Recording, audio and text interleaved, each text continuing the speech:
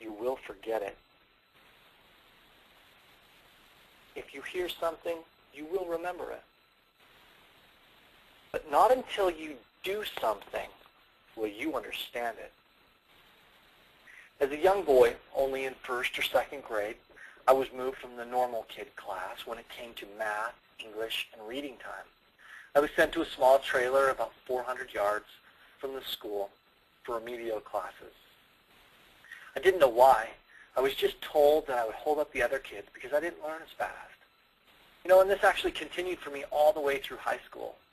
Imagine from the time that you are 6, 7 years old, for 11 years you're told every day that you couldn't do something well. How many of you have similar stories where you've been told something for so long that it became your reality? Well, this was my reality. After barely graduating high school, I started taking odd jobs that required me to work but not to think.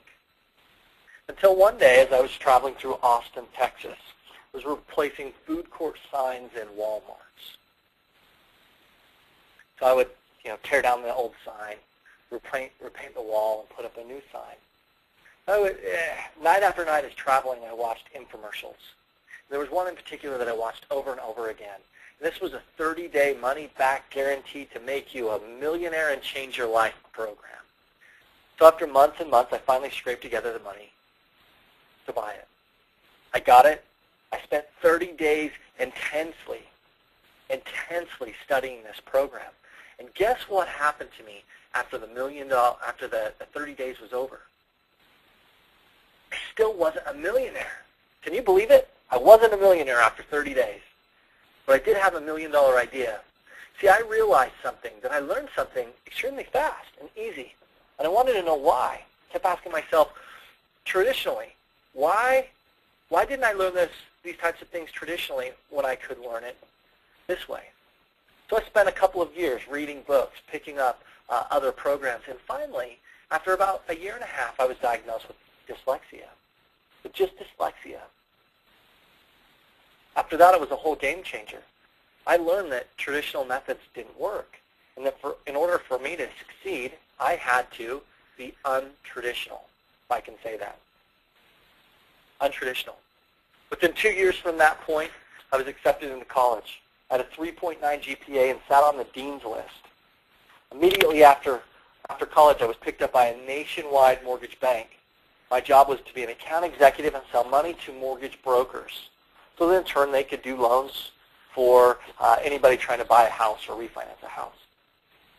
Within 6 months, I'd outproduced anybody else in my market in the history of my company. Subsequently picked up by the largest mortgage banker in the nation, a company that was consistently doing over $5 billion a month in business. With the company, I won the coveted Rookie Driver Award, which meant for any other new account executive in my timetable, I outproduced everybody, and I'm in a much smaller market than others. But I still did it. At that point in time, I was working 80 hours a week. I was making over $300,000 a year. I barely saw my family. I barely had a life. But I did extremely well. The banks, while I was there, spent $125,000 training me to be the absolute best account executive in the nation. Wasn't really what I wanted. In 2003, I decided to stop. I decided to take the knowledge and the information, everything that I had learned, and stop making millions and millions of dollars for the banks that I work for, and started benefiting it from me and allowing others that I did business with to benefit as well. Since then, while I was working for the banks, I did over $250 million in real estate transactions. And since then, I'm knocking on the door right now of $500 million worth of real estate transactions. And I'm waiting for the day when I can replace the plaque under my name on my office door and follow suit with McDonald's. More than 1 billion served. My name is Greg Anderson, and I'm here today to talk to you about government land and tax deed foreclosures. And now everybody that listens to this or watches this can dramatically increase their net worth today. Some of you are going to hear what I have to say, and it will make a lot of sense. Some of you will see what I have to show you, and you'll become extremely excited as I am. And others will feel in your heart that what I'm saying is true. Today I'm going to share with you how you can profit from tax deed lands, why it makes sense for you, and that I will guarantee your success. And I know some of you are going to say, Greg, this is too good to be true.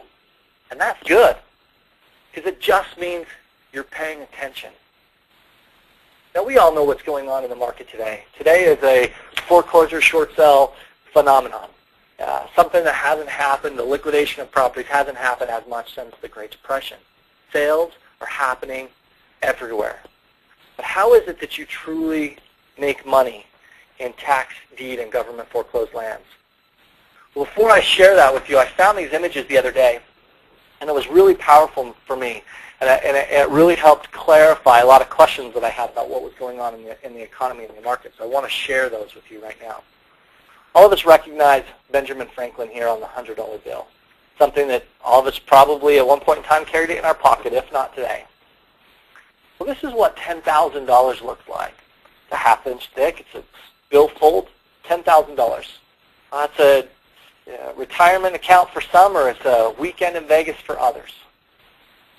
Here, at the guy's feet here, we're seeing $1 million. These are $100 bills stacked. $1 million. Fits in a grocery bag. This is a standard pallet. Stands about waist high. This was $100 million. $100 million in a pallet. $100 bills stacked up. Now we're seeing $1 billion, 10 pallets. It's getting quite impressive. Now, ladies and gentlemen, I want to show you $1 trillion. Now, you're going to notice in the lower left-hand corner the guy standing here. Notice the pallets are double-stacked pallets. 1 million pallets for $1 trillion. Now, you're asking me, why is this important? Well, in order for me to accurately show you why government foreclosed lands and tax deed sales are superior to every other investment, we need to see what is it that's traditional for the marketplace.